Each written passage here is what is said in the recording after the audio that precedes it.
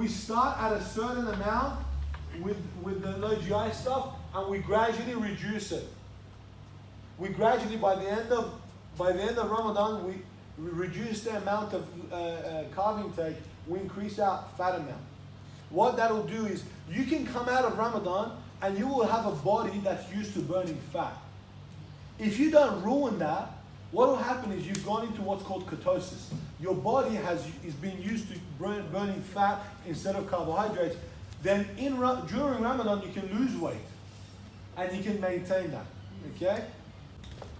All right. So just very quickly, right?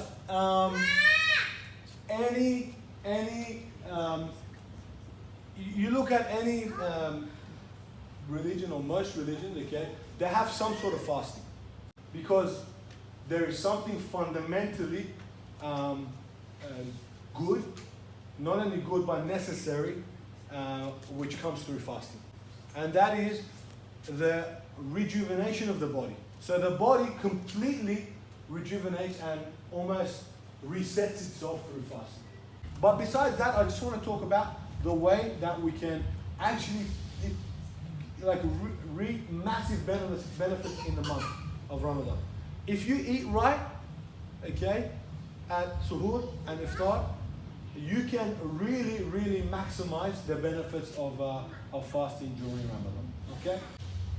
I have to let you guys know, I fasted before and I was having a fight. So I was preparing for a fight and I was fasting. Okay. It's easily done. It's not something that's difficult. At the start it's difficult mainly because we have this habit of putting our hand to our mouth all the time. This is the common mistake a lot of people make. They fast, and then when they come to break their fast, they go hell for leather, anything, give it to me. Just pour it in, right? Give me whatever you've got. They don't sort of break that down and break it into pieces, right? What you should be doing is you should be gradually eating, right? Instead of having a massive meal. A couple of things that you need to watch out for, okay? Listen guys, listen. If you want to train in the morning, okay, you cannot wake up for suhoor. That's going to end, let's say, at 5 o'clock or 5:10. You can't wake up at 5:05 and smash food in 5 minutes. You're not gonna be able to do it. Okay? One of the most important things is when you wake up for suhoor, give yourself a good minimum half an hour to 45 minutes to eat. Gradually eating over the length of the half an hour to 45 minutes. Then you can pray and do whatever you want after that. But gradually eat instead of eating it really quickly. The reason for that is because you can fit a lot more in your stomach if you eat gradually. Okay, otherwise you're going to scoff everything down. You're not going to be able to chew as well. You're not going to be able to, to hold it as well, and you're going to feel like you're done, and you're not going to get enough food. If you want to lose weight, you can eat vegetables in the morning, right? If you want to lose weight, it'll definitely make you lose weight really quickly. Okay. If you eat vegetables, what's going to happen is your metabolic system is going to work very hard to break that down. You're not going to get as much energy, right? You're going to be losing. What you want to be eating is low GI carbohydrates. One, low GI carbohydrates. Does anyone know what low GI carbs are? Rice, brown rice, quinoa, the superfoods. You know the superfoods, the good stuff. Quinoa, superfoods. That's the kind of stuff that's gonna keep you going for a lot longer. If you need to have bread, please make it quality. Sourdough bread, which is low GI, it keeps you going for a little. More than anything, okay. Lots of fat, right? Like you should be. Let's just say you're gonna have let's say, I don't know, 2-3 cups of rice. You should have 2 to 3 avocados and a lot of walnuts, yeah, olive oil, za'atar, mix it up, eat it, okay? The more fats you have, the better you can manage throughout your day, because as soon as your body burns the carbohydrates, it's gonna start using fat for energy. And the fats can burn for a good 6 to 8 hours. So you will not feel hungry all the way through to iftar. Easy. It's so easy. We do it. I do it anyway. Twice a week. You know, I fast. I wake up in the morning. I have something at about 5 in the morning. I don't eat anything till 9 o'clock at night. Right? Lots of fat. Right? Yeah, of course. Sorry, guys. You should know. Just as a like a side note. If when I talk about fats, it's always good fat.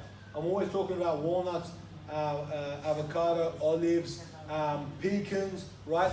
Like not peanuts. Peanuts are not nuts, not cashews and stuff. They're not very good. Not almonds. Okay, just good healthy fats. Okay, fats, and then right. You need to try to at least get, okay, 2 to 3 liters of water in that 45 minutes. You're not going to get 3 liters in you straight away. I can tell you from now, okay? You're not going to have 3 liters straight away. Listen, stay with me. 2 liters of water is 3 600 ml bottles. So the first thing that you do, okay, all these details are going to be in the sheet if you want to get that later on. Okay, but I'll give you a quick tip. Start your meal before you do anything. Start your meal with a cup of green tea, okay, or hot water. That's your first bit of water. Start your meals. Start your suhoor with some hot water or green tea. The Japanese do this because it changes the enzymes in your stomach. You open up and you're able to eat. You're able to absorb food very well. And just as soon as you finish eating, spend the next 15-20 minutes just sipping on your water. It's just sips by sips. You'll finish it in no time. Okay? But it's something that's necessary. If you want to do it well, it's something that's necessary. Another thing, right? Salt intake. You got to make sure, okay, you have some decent salt intake in the morning. So whatever you make here, so if you have some rice or whatever that you make for yourself, make sure you have plenty of salt in, you got enough salt in your food. Why salt? Anyone know? It holds the water. It holds the water in your body. The salt, if you don't have salt in your body, whenever you have your water, you'll be in the toilet in no time. It'll come out the other way. Yes. Yeah. Okay, so salt intake is really important to make sure you hold that water in your body, especially if you're training in the morning, because you make sure that instead of from 5 o'clock till 9:30, you're going to the bathroom and letting it all out, it stays in your body, and then you might sweat it out at training. That's fine, you still got some water there. Okay? Really important. Especially if you're training. Remember, we're talking in the context of training, yeah? Cool. Now, so, just to wrap it up for suhoor, if you're training in the morning, okay, low GI carbohydrates, okay, sourdough bread, quinoa, brown rice, whatever, okay, flavor it. Make sure you have plenty of salt in it. You have enough salt in it. I'm not saying pour the salt in bread and eat it, you know what I mean? Just have plenty of salt in there. Don't leave it saltless, okay, otherwise the water that you take, you're gonna go to the bathroom and it's gonna come out. Lots of fats, okay? Like there is no limit to that, okay? Because you're going to spend your whole day burning fats, okay? And if you take enough fats, these are the details, like I said, these kind of detail I've given you in that sheet if you choose to get it, okay? If you're going to be training at 6 a.m., okay, you have a problem, right? If you're going to be training at 6 a.m., you've got to wake up and you've got to do your suhoor at 4 a.m. We start at a certain amount with the low GI stuff, and we gradually reduce it. We gradually, by the end of Ramadan, we reduce the amount of carb intake. We increase our fat amount. What that'll do is you can come out of Ramadan and you will have a body that's used to burning fat. If you don't ruin that, what will happen is you've gone into what's called ketosis. Your body is being used to burning fat instead of carbohydrates. Then during Ramadan, you can lose weight and you can maintain that. Okay? Is that going to help you lose weight though? Of course. If you do get the details right. This is very broad. If I tell you the details of how you should be doing it, you'll lose weight in Ramadan. No questions asked. You follow what I tell you, and you lose. When I work with fighters to cut down their weights, when I used to work with weightlifters to cut down weight, this is exactly what we used to do. They used to wake up in the morning, they used to eat a certain amount, then they didn't eat all the way through to the afternoon. They used to train, after training they used to eat. Right? Cool. This is if you're training in the morning. If you're training in the afternoon, if you are training in the afternoon, you don't have to have 2 to 3 liters of water. You can do with 2 liters of water and less. Okay? If you're training in the afternoon, you don't need to eat too much carbs. Right? You can have fat, a little less carbohydrate. Okay? It doesn't have to be rice and blah, blah, blah. You can have something a little lighter if you want.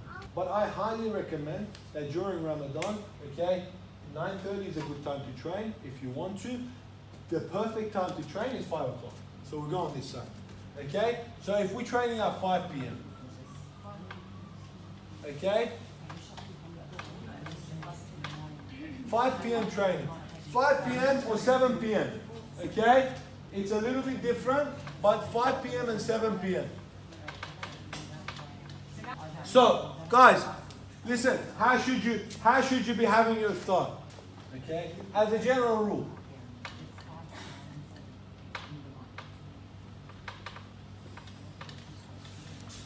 The way that you should be eating is this, okay? At 5 p.m., okay, a small meal. You should always break your fast with dates and walnuts. Huh? You all break our fast with dates. Yeah. Like the way that we do it now, like I said, we inhale food. You know what I mean? Like you dive into food. There is so much food. No, it's just a couple of dates, couple of walnuts. Why? Because your stomach has to open up, right? So what you do first is that it's actually dates is really low. It's really good because it's low GI. There was a method that there is a lot of intelligence behind what was done. It's not just a customary thing. It's not just a mystical thing. There was a lot of logic behind the way that it was done, right? You have to understand that, and that's the kind of respect that you should give to the custom. Then soup. Someone else said soup, really good. Open your stomach up with something warm. This here should be a small meal, right? And then from like 5 to 7, 8 p.m., right? You might do like a family hop, like go from one house to another house, hang out for a bit of tea. This is where like you should be grazing, right? You should be eating slowly. At 8 o'clock, you can have another small meal, right? Okay, and then before again, you go from here to like, 10 p.m., right? You might have another small snack or whatever, right? But it should be like that. Yeah, right? Listen. It's a celebratory period. It's a holy month. We're meant to be seeing family, friends. We're meant to be spending time with loved ones. Not eat at 5 o'clock and fall asleep for 2-3 hours. You know what I mean? There is a problem with that. Yeah, and then you wake up and eat again and sleep again. I eat and then I sleep and then I go out. All right, guys, let me keep going. Okay, we're gonna wrap it up in a second. So, all right. So the way that you should really be eating, okay, if you want to make the most of it, is a small meal here, okay, a small meal 2 to 3 hours later, a small meal snack 2 to 3 hours later. Remember that, okay? So try to spread it out instead of eating a lot at once, okay? It becomes a lot more natural for your body as well, right? Because really what's happening is this, right? 5 p.m., 8 p.m., 10 p.m., and then 4 a.m. You ate 4 times. Instead of eating during the day, you ate at night. It's not that bad. It's like the only thing that you're doing is the time that you're not eating, you're awake. What that does for your brain is it forces your brain to work a lot harder without the calories that you usually would have in your stomach, which is why you reduce the chances of like brain disease, of Parkinson and stuff. It's really good for your body. Really, really good for your body. But you have to make sure if you want to get the best out of it, if you want to be losing weight, if you want to be doing it properly, small meals all the way. Okay. What should you have for suhoor? Okay, guys. For iftar. For iftar, you really should be staying away from from carbohydrate, from starchy carbohydrates.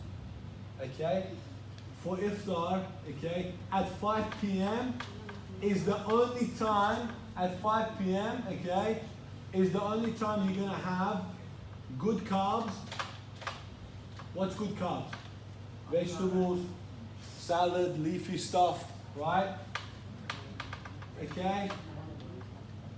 And small amounts of starch. Like if you're going to have like a piece, 2 pieces of bread, a little bit of rice. I know we do this upside down, right? I know we go crazy in the afternoons. But if you've come here to understand the way that you can maximize, this is what I'm telling you. It is not it's against tradition, but everything that we do that is generally healthy again is against tradition. We generally are not going to be able to stick to tradition if we want to get the best out of Ramadan in terms of the kind of food that we eat. At 5 p.m. when you're breaking your fast, okay, a small meal, okay, this is the only time you should be having a little bit of rice or whatever. After that, it should just be snacks. It should be salads. It should be like really light stuff. So let's say you go to bed at 10. What are you going to eat at 7 or 8? Look, it's 7 or 8 o'clock. What I usually eat at 7 or 8 o'clock if I eat anything, like this is where I eat, like I might make myself a salad. Okay, I'm here. I might eat like any day of the week. If I'm going to eat, I tell you how we would eat exactly if we were training at 5 p.m. Let's talk about that. At 5 p.m. what you would eat? Okay, you would eat some dates. Okay, you can have some dates if you must, some sweets or whatever it is that you're going to have. Okay, and then you're going to have some walnuts. Okay, nothing else. Break your fast. Downstairs, I'll have some dates, bring your own, I'll have some walnuts. Break your fast and come and train. You know what's going to happen? All day you've been fasting. You're going to come and train. Your body is already in ketosis, which means it's burning fat instead of carbohydrates. Okay? So as soon as you go into training, the only energy your body's going to use is the fat stores that you have. So training at 5 p.m. maximizes your fat loss. Maximizes your fat loss. The only thing that you want to have is you want to have some dates, some walnuts, and a little bit of water, and then come to training. Little bit of water, come to training. Train for 45 minutes. You will get the best results by the end of Ramadan. If you are not training at 5 p.m. and if you're training at 7 p.m., okay, it's another really ideal time to train. But this is what you've got to do. At 5 p.m. you have that small meal, okay? So you can have a little bit more than the date and stuff. Have a small meal, okay? Make sure you get plenty of water. Make sure you increase your fat intake. Come and train at 7 and then eat again. Okay? That's again another really ideal way of doing it. Right? It's perfect in terms of doing it that way. Right?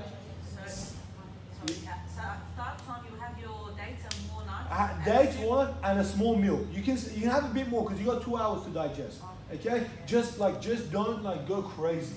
Okay? Don't smash yourself because your stomach hasn't been working, it doesn't digest as fast. You usually digest things within 2 hours. During Ramadan, because your stomach gets small during the day, if you eat a lot, it won't digest it quickly. Okay, so have a relatively small meal.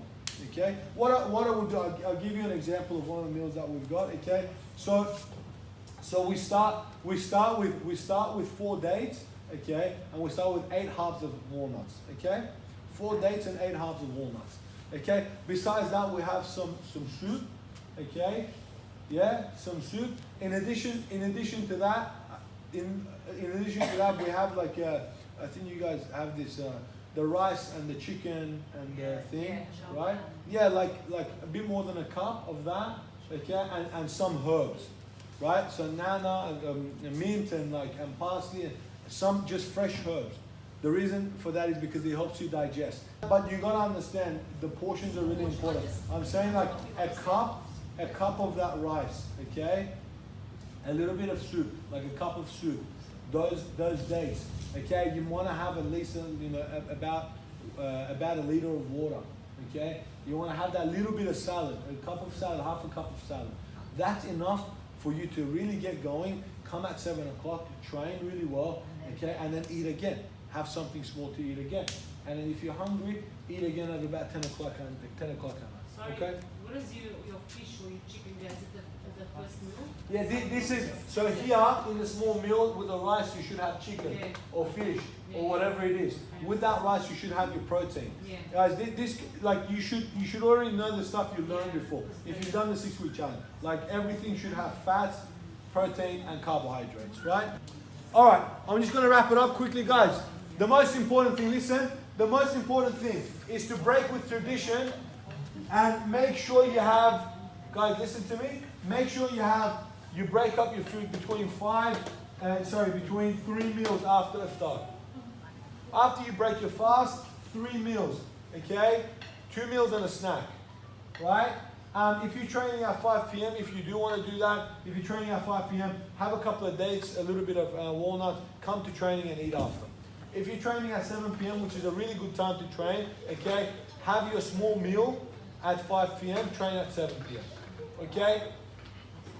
Do not go crazy and have, like, what do we have? We eat meat and vegetables, nuts and seeds, some fruit, little starch, no sugar. Don't go crazy with dairy. Don't go crazy with legumes. Don't go crazy with sweets, right? It's the same story, right? The Ramadan shouldn't be a time where we overconsume. Consider that, right? If you're training at 9:30 in the morning or at 6 a.m., if you're training at 6 a.m., I would highly recommend that you sort of do a 1 or 2 o'clock, 1 o'clock wake up and eat something. Make an exception. No, you should still eat suhoor. You're gonna eat suhoor. Guys, that's a really good question. Listen, a lot of people do this. If you want to keep your metabolic system working well, one of the biggest things that happen, one of the mistakes people make is they kill their metabolic system during Ramadan, right? So you don't have that gradual churning of food, which means your metabolic system slows down, your metabolic rate slows down. When you come out of Ramadan, you put on a lot of weight because you're not digesting as well, right? The suhoor, the waking up in the morning is because of that. Follow the way. Don't make concessions. Make it convenient for yourself. If you're going to do it properly. Why do they say wake up at 4 and eat? Because there's a reason. Get up at the right time, eat properly, you will see you get the full benefits of fasting. Eating in the morning, you already wake up at 6 o'clock to train. Get up at 5:30, have your suhoor. Spend half an hour eating. If you want to get a full, guys, listen, if you want to get the full meal plan, it's 10 suhoor ideas, 10 iftar, and a full explanation of why we do the things that we do with this comprehensively, okay? Info at Revolut.academy, okay? And it's $49, okay? And I'll send you the sheet, right? So just tell me if you want it, okay? Spend a lot of time doing that, creating the sheet. Info at Revolut.academy. Let me know. I'll send it to you. Listen, you can't share it with anyone. All we have in this business is that intellectual property and the information that we have. Spent a lot of time learning how to do this. I practiced this myself over a lot of different times. I worked with a lot of fighters, okay, in the Middle East, and also here who were Muslim, who were fasting during the times they were fighting. I did this in Uzbekistan with weightlifters that were Muslim, that were fasting during Ramadan, okay, and how they trained. It's a lot of information that I put together, okay. So please don't share it with anyone who hasn't actually paid for it, okay. If you have any other questions, guys, just post a comment, go on our Facebook page, and we'll go from there.